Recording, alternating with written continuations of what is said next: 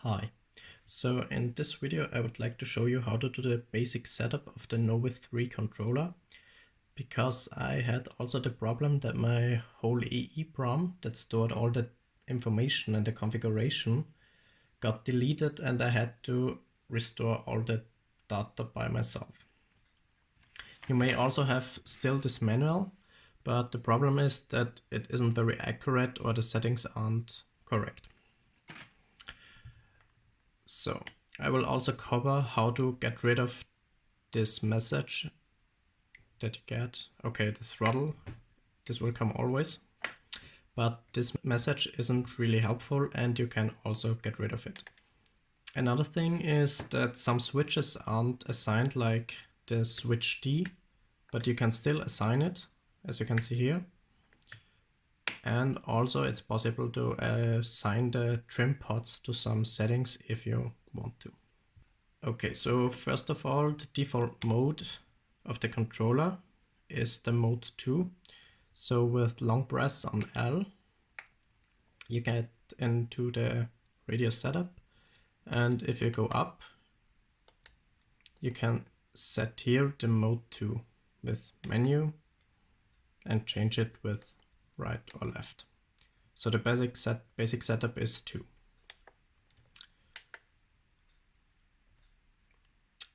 Another thing you see here, if you go up again, that I set the RX channel order to AETR. That should also be the default. And you may have to go through some options here to actually get this AETR. Those should be the basic settings and the rest are just information. Also, you could do the calibration here again if you think that your throttle or some value should be off or something. So the other setting is on long press R, where you have your default model. You should only need one if you only have the Novice-III. There you can go to the right and there shouldn't be very much adjustments on the first page. I just go through so you can check it if you have the same settings.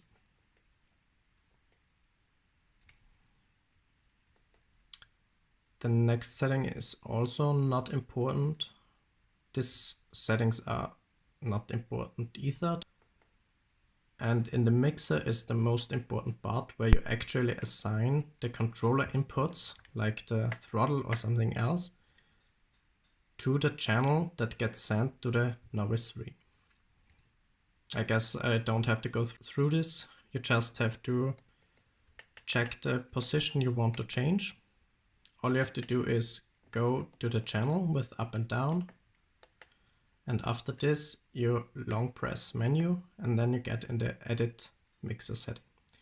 There you just select the source and go through it with left and right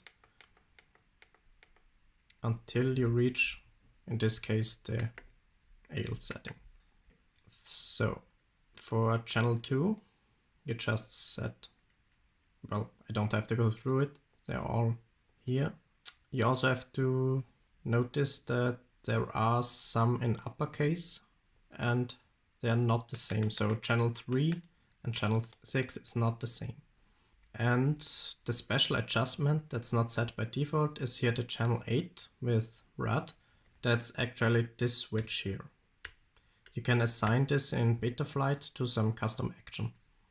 So after you set these channels in the mixer, you should already be able to fly again. There shouldn't be any more adjustments if you have lost your data. On the servo page, you also don't need any of the settings. These should be fine. The arrow just shows the position of your current state, so it doesn't matter at all. And the settings you see here in the manual aren't required either, or not correct in this case. Also, curves, logical switches and special functions aren't required for the default settings. These are for some advanced settings, like you want to adjust your throttle, that you go faster or slower. on high speed. Also, you could use your trim potentiometers to adjust this. So if you want to go full speed or full throttle, you could adjust with these potentiometers to just go to 90 but not 100. Another misclick that might happen is that you somehow copy your settings by clicking this twice.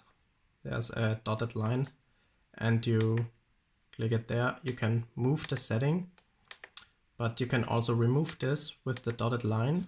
You just have to long press on the X and then it gets deleted.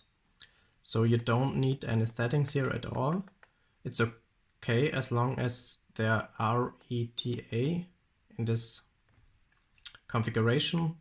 So to get rid of the warning that you get in the beginning when you turn the remote on, you could also change it in the model section where you go to the basic setup settings and to the S warning. From the S warning, you click on the menu button right, menu button right, menu button right, and so on. And this way you remove all the settings that are stored. And this is set right away. So when I turn it off and on now,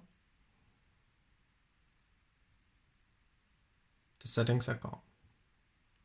As I mentioned before, you could also set the trim potentiometers to interact with some of your throttle or some other setting. I will just show the basic setup, but not how to actually get some useful setting with that. But just as an example, if I want to control the throttle with this potentiometer somehow, I can select one time with the menu, and I go down. And this way I create another setting here with the add sign. So I click another time menu. So now I have two settings for the channel 3. And when I go here with a long press, I can change the source to P1 or P2. So this is P1, this is P2. And I just leave it with the default settings just to show you how it works. So I changed it to P1, I exit the menu, and now you can see my throttle here.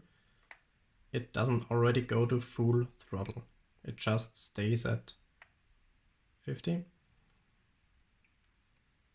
And when I turn this switch, it also changes the throttle. So it changes just the offset of my throttle. So this way, this could be also dangerous. So you should really know what you're doing, because this way my minimum throttle isn't 0, it is somewhere around 30. And when I really increase it to full, it starts at 50 already. So you should really know how to change this and what you're calculating and doing, and also check it twice. To delete this, if you accidentally set this, you could also again go to this setting, select it one time with menu and long press on exit, and it's gone.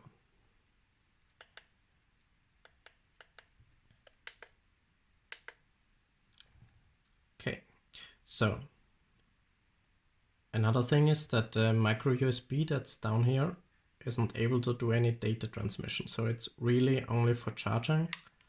Although you can use it as a simulator device if you connect it to your drone and activate some setting on the betaflight.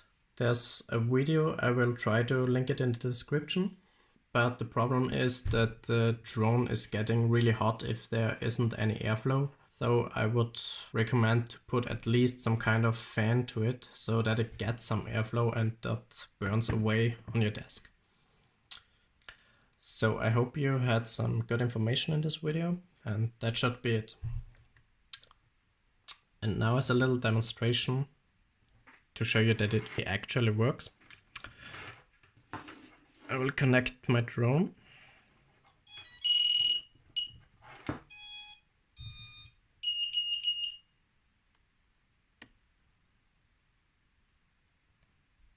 so it should connect right away. You hit a beep sound, and when I arm it, it's moving